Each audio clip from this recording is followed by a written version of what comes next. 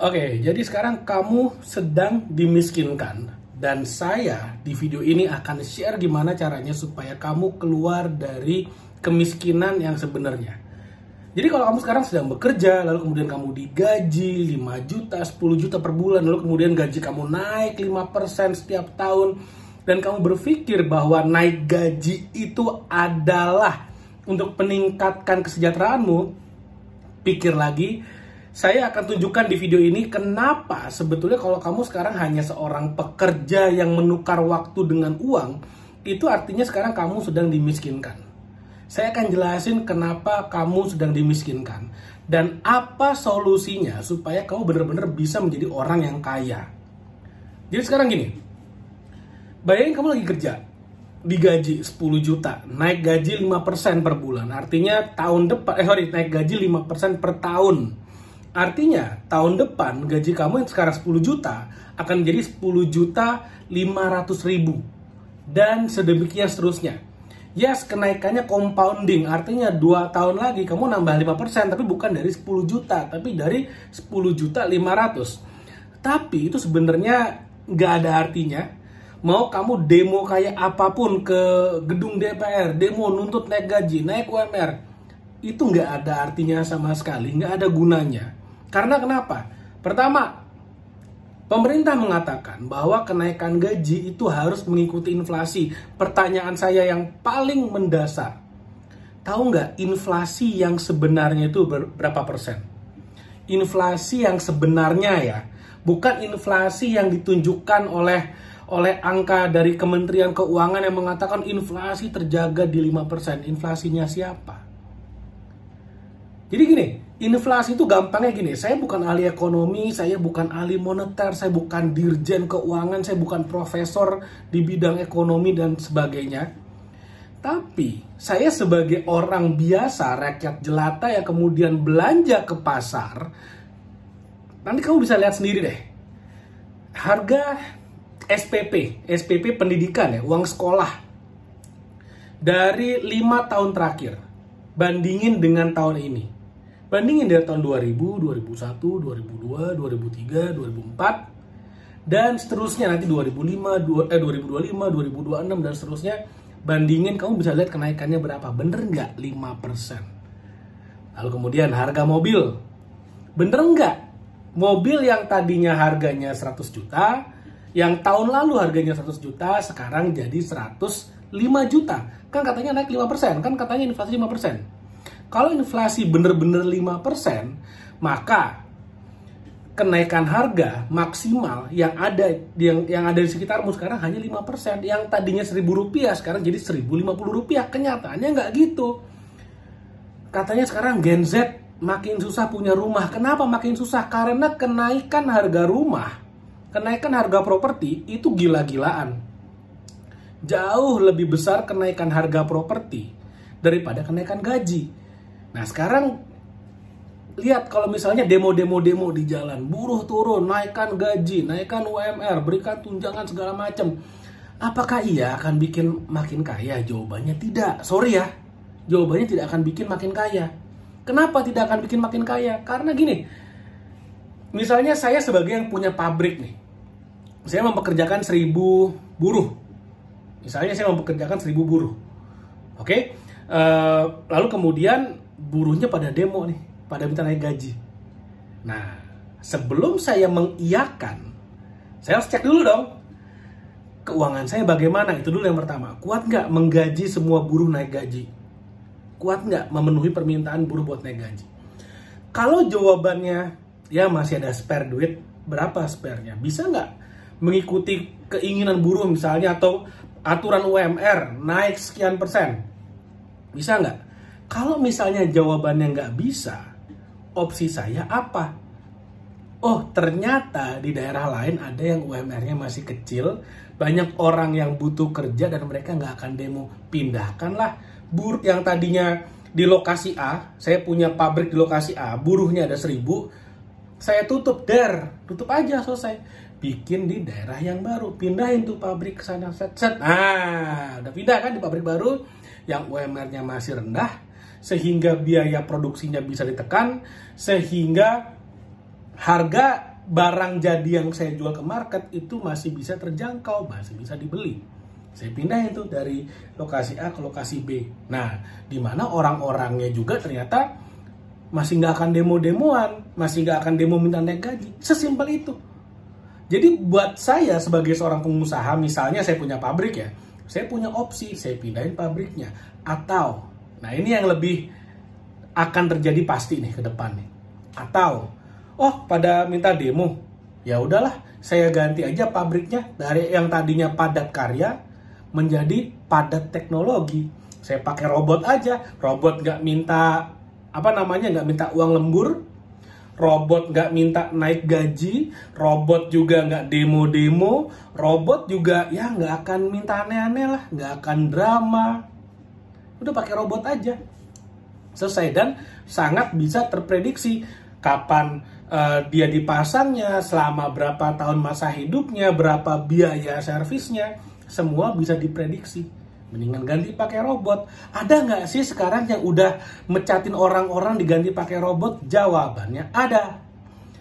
Lihat aja gerbang tol. Dulu kan manusia tuh yang yang ngasih duit gitu kan di gerbang tol kan. Sekarang udah nggak, udah pakai GTO, gerbang tol otomatis semuanya. Udah pakai yang tinggal tap kebuka. Jadi orang-orang yang tadi ada di gerbang tol udah nggak punya kerjaan tuh, dipecatin. Lalu kemudian kalau datang ke McD misalnya, KFC juga udah mulai nih sekarang. Yang tadinya kita ngantri di kasir, kasirnya ada banyak, orang-orang semua itu mbak-mbak, mas-masnya yang mau pesan apa. Sekarang udah enggak. Udah pakai kayak vending machine gitu, kita pencet-pencet maunya apa, lalu kemudian kita ambil nomornya, kita duduk di meja, makanannya datang, selesai. Jauh lebih efisien, jauh lebih sedikit menggunakan orang. Yang artinya apa? Kalau misalnya kamu hanya mengandalkan kerja digaji, kamu nggak akan pernah bisa kaya. Kenapa? Sangat sulit sekali kamu bisa kaya. Sangat sulit sekali.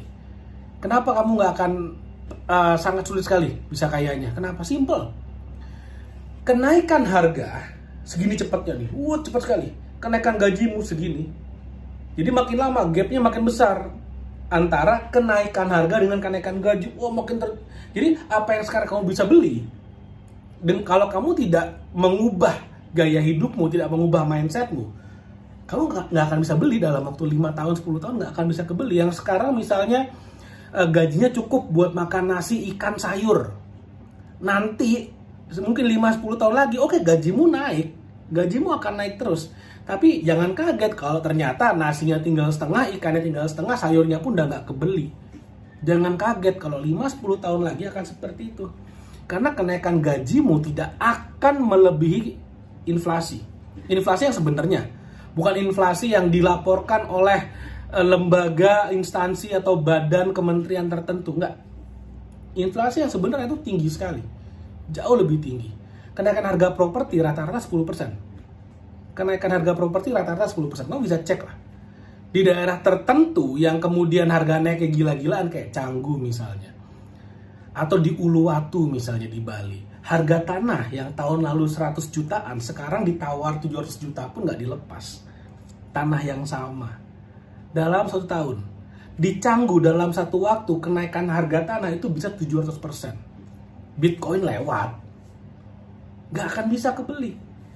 Itu baru tanahnya doang, nggak akan bisa kebeli. Jadi kalau misalnya kamu sekarang bekerja dengan mimpi gitu ya, impiannya adalah suatu hari dari bekerja bisa beli rumah, nggak akan bisa.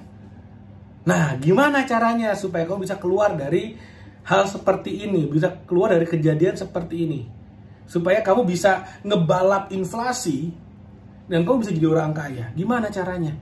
Daripada kamu sibuk mikirin, waduh ini pemerintah ngapain, waduh ini elit global nih membenci saya.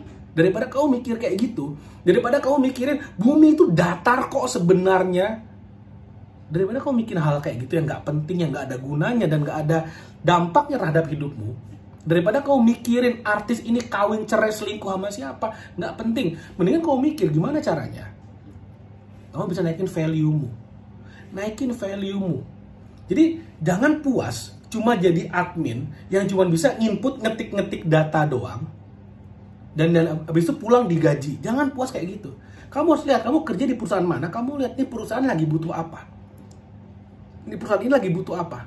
Dan kamu jadi orang yang bisa men-solve masalah itu. Gajimu pasti naik gila-gilaan. Gajimu akan naik, wah parah.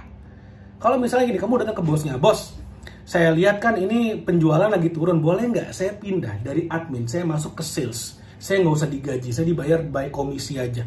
Saya minta 5% dari omset yang saya hasilkan, itu jadi komisi saya. Tapi bos nggak usah gaji saya. Kalau saya nggak perform, saya kerja bakti, saya gratisan aja nggak apa-apa. Kira-kira bosnya mau nggak? Kalau bosnya nggak mau, cari bos yang lain, banyak yang mau. Nah, pertanyaannya gimana caranya kau bisa achieve itu? Bisa mencetak omset 1 miliar buat kantormu sehingga kamu digaji 50 juta. Yang tadinya cuma UMR 3 juta, 4 juta, 5 juta, sekarang tiba-tiba jeda 50 juta. Gimana caranya? Naikin skillmu, skill jualannya harus dikuasai, skill marketing, skill digital marketing. Kalau kamu pengen belajar gimana caranya punya skill itu, kamu lihat di description, saya punya sebuah ebook yang bagus yang bisa bantu kamu buat bikin kamu jago jualan. Yang penting adalah kamu harus punya skill. Dan satu skill yang selalu dibutuhkan di perusahaan manapun, mau perusahaan Apple, mau Google, mau perusahaan startup yang masih kecil, UMKM sekalipun, usaha mikro, kecil, menengah sekalipun, pasti akan perlu orang-orang yang jago selling, jago jualan. Kuasai skill jualan. Kalau saya harus mulai dari nol lagi, saya harus bekerja lagi sama orang misalnya, karena misalnya saya start dari nol, entah kenapa saya tiba-tiba start dari nol. Saya akan lamar pekerjaan dan saya akan masuk ke bagian sales. Kenapa? Saya jago jualan kok, saya bisa jualan. Saya mengerti marketing, saya punya ilmu digital marketing. Kalau saya harus mengulang dari nol lagi, dengan pengetahuan yang saya miliki sekarang, relasi saya hilang semua, saya akan mulai dari jualan.